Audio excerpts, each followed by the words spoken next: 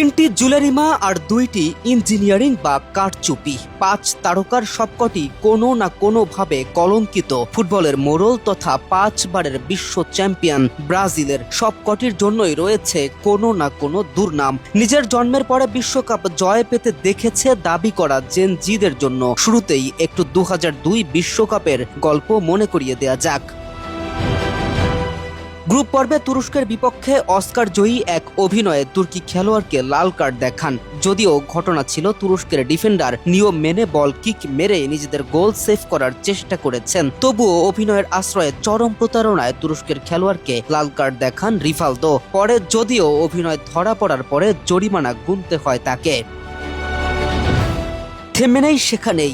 Knockout পর্বে Jamaican referee Peter প্রেন্ডারগাস্ট বেলজিয়ামের একটি বৈধ গোল বাতিল করেন। হেড থেকে করা অসাধারণ গোলের লিড নিয়েছিল দলটি, কিন্তু বৈধ গোল বাতিলের পরে মনোবল হারায় দলটি। শেষ পর্যন্ত জয় পায় সেলেসাওরা। জয় নয়, বরং জোর বলা চলে।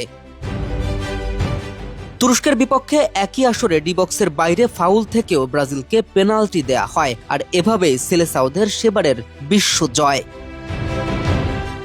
কম যায় না 1994ও চিলির বিপক্ষে ম্যাচ চলাকালে গ্যালারি থেকে আতশবাজি এসে পড়ে মাঠে।